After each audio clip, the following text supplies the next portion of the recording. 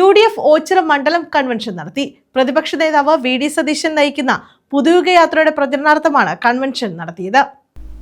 UDF Ochira മണ്ഡലം convention നടത്തി.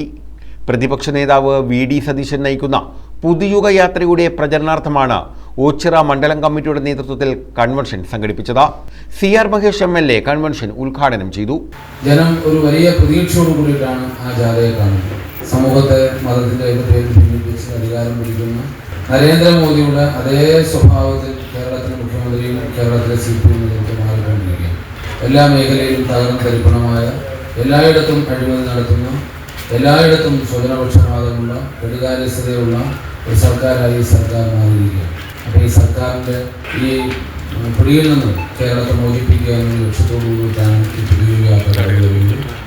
Congress block president BS വിനോദ, മണ്ഡലം പ്രസിഡന്റ് അൻസാറെ Malabar, UDF chairman Ayyanikkal Majeed, RSP സംസ്ഥാന കമ്മിറ്റി അംഗം MS Shoukath, DCC general secretary Neelikulam Sadanandan, ജില്ലാ പഞ്ചായത്ത് അംഗം നജീം മണ്ണയിൽ, ഓച്ചിറ ഗ്രാമപഞ്ചായത്ത് president N Krishnakumar, Ochira block panchayat president K Mohanan, block panchayat vice president Geethakumari, ഗ്രാമപഞ്ചായത്ത് വൈസ് പ്രസിഡന്റ് മുബീന നാസിം, സെവന്തികുമാരി, അമ്പാട്ട ശോകൻ, N വേലായുധൻ തുടങ്ങിയവർ പങ്കെടുത്തു.